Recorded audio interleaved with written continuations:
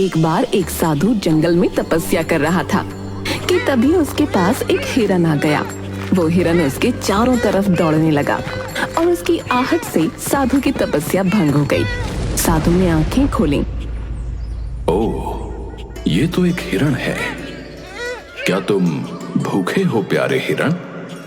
आओ मेरे पास, मैं तुम्हें कुछ खिलाता हूँ।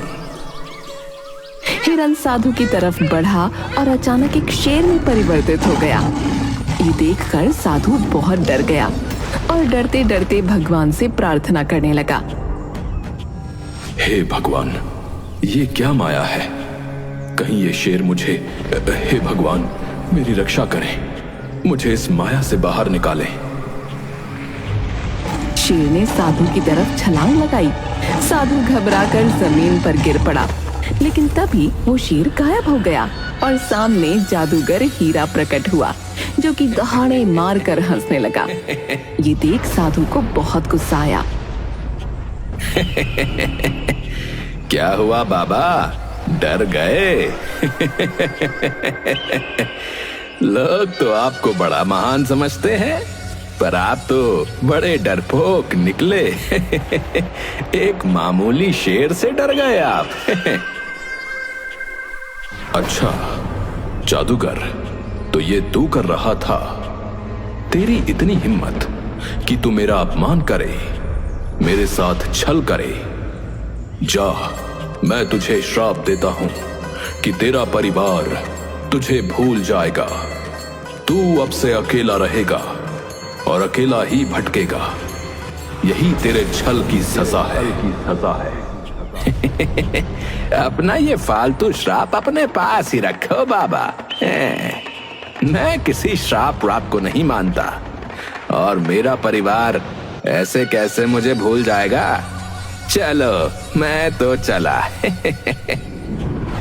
जादूगर ने साधु की बात को बिल्कुल गंभीरता से नहीं लिया और वो अपने घर पहुंचा, पर वहां सचमुच उसकी पत्नी और बेटी ने उसे नहीं पहचाना। ये देख जादूगर परेशान होता हुआ भगवान से बोला।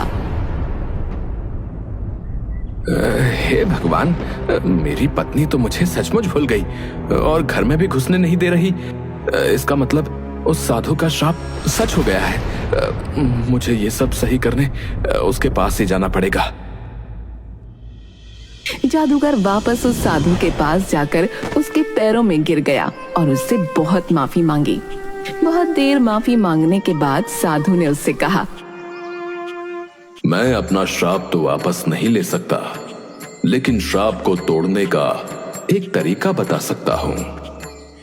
तुमने मेरे साथ छल किया था, तो छल के विपरीत अब तुम्हें एक ऐसा व्यक्ति ढूंढना होगा जो इस राज्य में सबसे ज्यादा ईमानदार हो। जब वो व्यक्ति तुम्हारे बीवी बच्चों को बताएगा कि तुम उनके क्या हो, तब उन्हें सब याद आ जाएगा। बाबा इसमें तो काफी वक्त लग जाएगा। हाँ, लेकिन तुम कर्म करो, तुम्हें इसका फल जरूर मिलेगा। बस तुम जो भी करो उसे नेक दिल से करना। ये सुनकर जादूगर ने साधु को धन्यवाद कहा और सबसे ईमानदार व्यक्ति की खोज में निकल गया। दूसरी तरफ पड़ोस के गांव में एक सब्जी वाला रोहित अपनी बीमार मां के साथ एक छोटे से कच्चे मकान में रहता था। वो हमेशा ईमानदारी और मेहनत से काम करता था। भैया 1 किलो आलू दे दो। जी अभी देता हूँ। रोहित ने आलू तोले और ग्राहक को दिए। ग्राहक गलती से ज्यादा पैसे देकर चला गया, लेकिन रोहित तुरंत ही ग्राहक को आवाज देकर कहता है, भाई साहब आपने ज्यादा पैसे दे दिए, ये लो आपके बाकी पैसे। अरे धन्यवाद भैया, तुम तो सच में बहुत ईमानदार हो। अब तक तो सिर्फ सुना था तुम्हारे बारे में, आज देख भी लिया भैया। अरे इसमें धन्यवाद कैसा, ये तो आपके ही पैसे हैं। रोहित इसी तरह ईमानदारी से अपना जीवन जी रहा था कि तभी उस गांव में जादूगर हीरा आ गया और उसने सबसे ईमानदार व्यक्ति की तलाश शुरू की। उसने गांव के कुछ लोगों से सवाल पूछने शुरू किए। नमस्कार। क्या आप मुझे इस गांव के सबसे ईमानदार व्यक्ति के बारे में बता सकते हैं? अरे, इस गांव में सबसे ईमानदार तो मैं ही हूँ। मैंने कभी किसी को धोखा नहीं दिया भाई। अच्छा, धन्यवाद।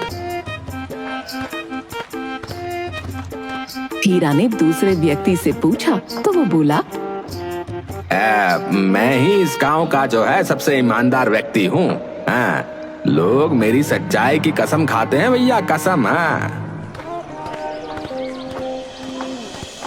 हर कोई खुद को सबसे ईमानदार बताने में लगा हुआ था। जादूगर हीरा को सही उत्तर नहीं मिल पा रहा था। आखिरकार वो रोहित के पास पहुंचा। नमस्ते। क्या आप मुझे इस गांव के सबसे ईमानदार व्यक्ति का पता दे सकते हैं? नमस्ते भैया। देखिए, इस गांव में सभी लोग ईमानदार हैं, लेकिन एक बात कही जाती है ना कि ईमानदार वही है जिसे बेईमानी का मौका नहीं मिला। इसलिए अंदर की सच्चाई तो भगवान ही जानता है। रोहित का ये उत्तर सुनकर जादूगर हीरा सोच में पड़ गया। ये तो बिल्कुल सही बात कह रहा है। असली ईमानदारी का पता तब चलता है जब किसी को बेईमानी का मौका मिले और वो फिर भी सच्चाई का साथ दे। मुझे इन लोगों की ईमानदारी की परीक्षा लेनी होगी। जादूगर हीरा ने उन लोगों की परीक्षा लेने के लिए रात के अंधेरे में अपने जादू से गांव के बीचों बीच एक जादुई पेड़ बनाया। अगली सुबह जब गांव वालों ने उस पेड़ को देखा तो वो हैरान रह गए। अरे, ये पेड़ तो यहाँ कल रात तक नहीं था। ये कैसे आ गया भैया? ये पेड़ तो बड़ा ही अजीब सा लग रहा है कि नहीं? सुनो गांव वालों, मैं एक जादुई पेड़ हूँ। तुम लोग आज भर मुझसे कोई भी एक मनोकामना मांग सकते हो। तुम्हें वो सब मिलेगा जो तुम चाहोगे, पर कल मैं गायब हो जाऊंगा। अरे अरे बाप रे, अरे भैया, अरे जादुई पेड़। पहले तो गांव वाले डरे और फिर एक एक करके धागा लेकर आने लगे और पेड़ के तने पर बांधते हुए अपनी मनोकामनाएं मांगने लगे। लेकिन रोहित वहां नहीं आया। अरे, अब रोहित कहाँ है? वो क्यों नहीं आया मनोकामना मांगने? सुना है रोहित के घर आज लड़की वाले आए हुए हैं। शायद वो उनसे मिलने में व्यस्त है। रोहित अपने घर पर ही था जहां लड़की वाले उसे देखने आए हुए थे, लेकिन यहाँ भी उसकी किस्मत अच्छी नहीं थी। माफ करिएगा बहन जी, पर मैं ऐसे घर में रिश्ता नहीं कर सकती जहाँ सिर्फ 2 सदस्य हों और उसमें भी एक बीमार हो और ऊपर से आपका बेटा गरीब भी है। इसलिए आप हमें माफ करें। अरे, ये आप क्या बात कर रही हैं? मेरा बेटा बहुत संस्कारी और ईमानदार है। ये तो देखिए, संस्कारों से घर नहीं चलते। ये बोलकर लड़की वाले चले जाते हैं और रोहित का दिल टूट जाता है। मुझे माफ कर दे मेरे बच्चे, मेरे चक्कर में तेरी शादी भी नहीं हो पा रही। इससे अच्छा तो भगवान मुझे उठा ले।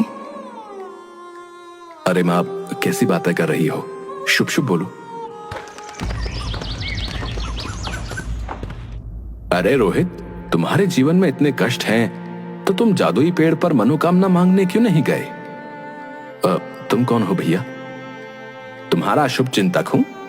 चलो चलकर मनोकामना मांगो।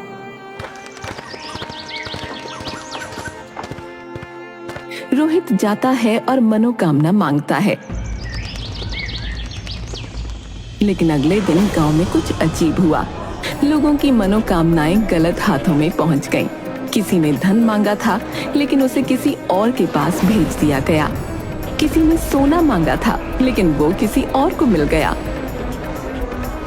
ये क्या हो रहा है भैया? मैंने तो धन मांगा था, लेकिन मेरे पास तो किसी और की चीज आ गई। हाँ, मेरे पास भी कोई अजीब सी चीज आ गई है जो मैंने नहीं मांगी थी। रोहित के पास भी एक हीरों का हार पहुंचा, जबकि उसने तो अपनी माँ की सेहत मांगी थी। वो तुरंत बाहर निकला और आवाज लगाई। ये हीरो का हार किसने मांगा था? ये मेरे पास आ गया है।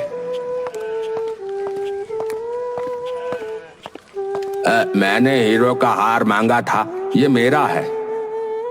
रोहित ने बिना किसी झिझक के वो हीरो का हार उस व्यक्ति को दे दिया। ऐसा करते ही उसकी माँ की सेहत ठीक हो गई। ये देखकर जादूगर हीरा को यकीन हो गया कि रोहित ही सबसे ईमानदार व्यक्ति है। लेकिन तभी और लोग भी बाहर आने लगे जो अपनी चीजें वापस कर रहे थे। अरे मेरे पास ये सोने की ईंट आ गई भैया, ये जिसकी भी है वो ले लो। अरे हाँ, ये मैंने मांगी थी। मेरे पास ये मोतियों से भरा हुआ संदूक आ गया है, ये किसका है? ये मेरा है, लाओ मुझे दे दो। बाकी लोगों को भी अपनी चीजें वापस करते देख जादूगर हीरा परेशान हो गया।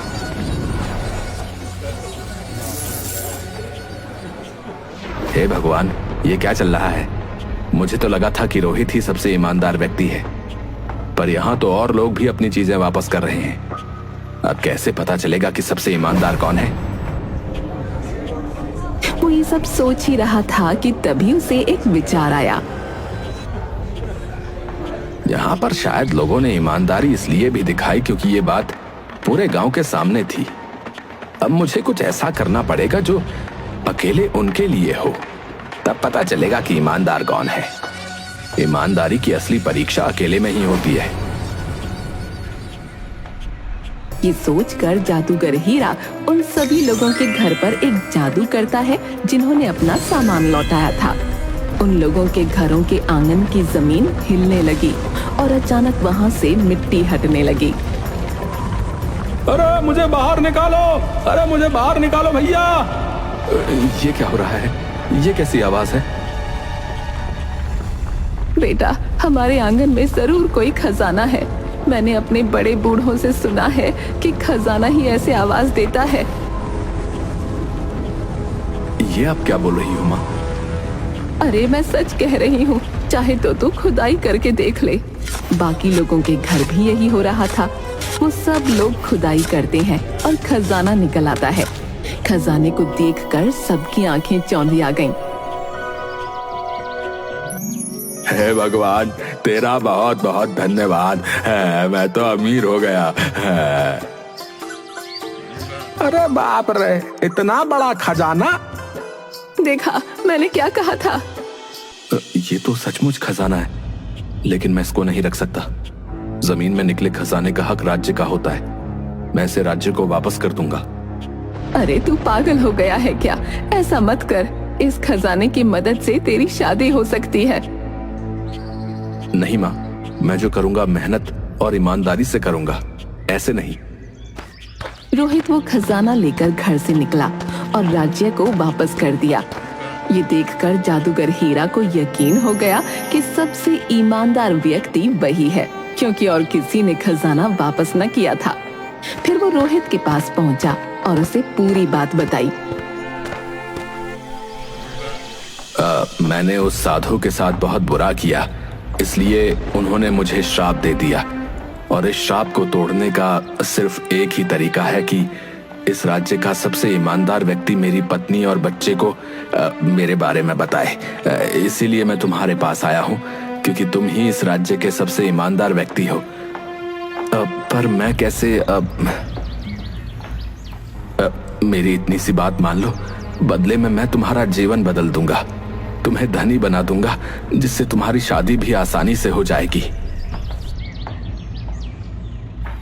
नहीं, इसकी जरूरत नहीं है। मैं तुम्हारा काम कर दूंगा। मुझे कोई रिश्वत नहीं चाहिए। रोहित जादूगर हीरा के परिवार के पास गया।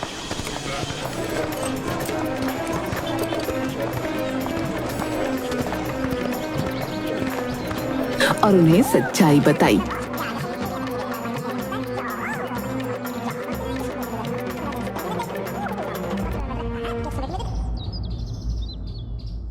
बहन जी, ये आपके पति जादूगर हीरा हैं। इन्हें एक साधु के द्वारा शाप लगा था, जिस कारण आप इन्हें भूल गई थी। रोहित के मुंह से ये सुनकर जादूगर हीरा की पत्नी और बच्चे को सब कुछ याद आ गया। अरे हाँ, मुझे सब याद आ गया। हीरा, तुम कहाँ थे इतने दिनों से? पिताजी, आप कहाँ चले गए थे? जादूगर हीरा ये देखकर खुशी से रोने लगा और उसने उन्हें पूरी बात बताई। धन्यवाद रोहित, तुम्हारी मदद से मेरा परिवार मुझे फिर से पहचान गया। मैं तुम्हारी मदद करना चाहता हूँ, कृपया मुझे करने दो। नहीं, मैंने तुमसे पहले ही कहा था ना, मुझे कोई रिश्वत नहीं चाहिए। तुम्हें कसम है कि तुम मेरे लिए कोई जादू नहीं करोगे। ये बोलकर रोहित वहां से जाने लगा, लेकिन तभी उसकी ईमानदारी से प्रभावित होकर जादूगर हीरा की पत्नी ने कहा, रोहित, आपकी शादी हो गई है क्या? जी नहीं। तो क्या आप मेरी बहन से शादी करेंगे?